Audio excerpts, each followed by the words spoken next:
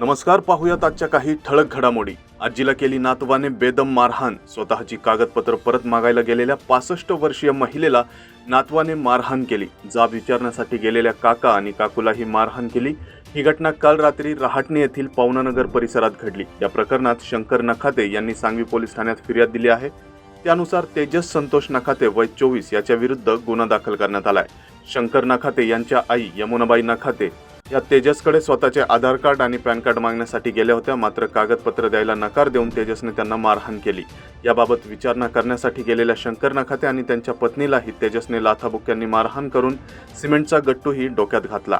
52 कोटींचा आर्थिक घोटाळा झाल्याच्या चौकशीत सिद्ध। बोगस उपसूचनांद्वारे तब्बल 52 कोटी रुपयांची बिले ठेकेदाराला देण्यात आली, तर 14 उपसूचना नियम बाह्य असल्याच्या चौकशी समितीच्या अहवालावरून स्पष्ट झालंय। परस्पर बिल अदा करून आर्थिक घोटाळा झाल्याचं सिद्ध झाल्याने त्या प्रकरणी प्रशासनाने पोलिसात गुन्हा दाखल करावा, असे स्थायी समितीचे अध्यक्ष अभिषेक बारणे यांनी बुधवारी सांगितले। हे प्रकरण तडीस नेणार असल्याचे त्यांनी स्पष्ट केले। चौकशी समितीने प्राथमिक अहवाल दिला आहे। येत्या 10 दिवसात सविस्तर चौकशी अहवाल दिला जाईल, अशी ग्वाही आयुक्तांनी आपल्याला दिली असल्याचं स्थायी समिती अध्यक्ष बारणे म्हणाले। प्राथमिक अहवालानुसार घोटाळा झाल्याचं स्पष्ट झालं आहे। असा प्रकार पुन्हा घडू नये म्हणून या प्रकरणात महापालिकेने फौजदारी गुन्हा दाखल करावा। हे प्रकरण तडीस नेले जाईल, अन्यथा शहरवासियांचा आमच्यावरील विश्वास उडेल, असं बारणे यांनी स्पष्ट केलंय। माता रमाई आंबेडकर यांच्या स्मारक उभारणीस 19 कोटी खर्चास मान्यता। पिंपरी चौकातील भारतरत्न डॉक्टर बाबासाहेब आंबेडकर भीमसृष्टी स्मारकाच्या मागील बाजूस मोकळ्या जागेत माता रमाई आंबेडकर स्मारक उभारण्यात येणार आहे। तिथे माता रमाई यांचा पूर्णाकृती पुतळा उभारण्यासोबतच स्थापत्य व विद्युत विषय कामे केली जाणार आहेत। त्यासाठी 19 कोटी 36 लाख रुपये खर्चाच्या विविध विकास कामांना स्थायी समितीने मान्यता दिली आहे। मोमो सेंटर चालकाकडे 4 लाखाची खंडणी। पिंपळे सौदागर परिसरात दुकानात शिरून 4 लाख रुपयांच्या खंडणीची मागणी करत दुकानदाराला धमकावले।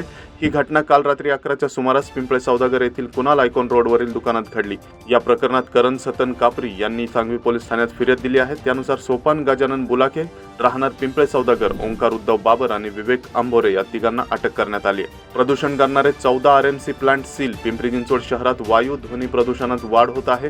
प्रदूषण करणाऱ्या रेडीमिक्स कॉन्क्रीट प्लांटची तपासणी करून महापालिकेच्या पर्यावरण विभागाकडून 14 प्लांटवर कारवाई करण्यात आली। ते प्लांट सील करण्यात आले आहेत। ही कारवाई नियमितपणे सुरू राहणार असल्याचं पालिका अधिकाऱ्यांनी स्पष्ट केलंय।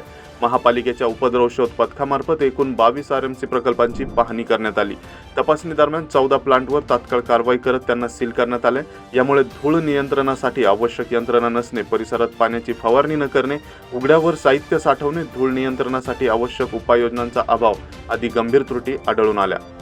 जमिनीच्या ई-मोजणीमुळे पिंपरी चिंचवडमध्ये आता डिजिटल क्रांती।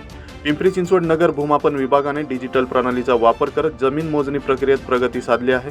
ही मोजणी प्रणालीद्वारे गेल्या वर्षभरात 867 मोजणी प्रकरणे निकाली लावण्यात आली असून 1623 फेरफार प्रकरणेही मार्गी लागली आहेत। त्यामुळे दीर्घकाळ प्रलंबित असलेल्या मोजणी प्रक्रियेला गती मिळाली असून पारदर्शकता वाढली आहे। याबाबत नगर भूमापन अधिकारी अमित ननावरे यांनी समाधान व्यक्त केले आहे। तर या होत्या आजच्या काही ठळक घडामोडी। आणखीन घडामोडी जाणून घेण्यासाठी पाहत रहा पिंपरी चिंचवड न्यूज। सोबतच आमच्या फेसबुक आणि इंस्टाग्राम चॅनलला फॉलो करायला विसरू नका। तसेच यूट्यूब चॅनलला सबस्क्राईब करायला विसरू नका।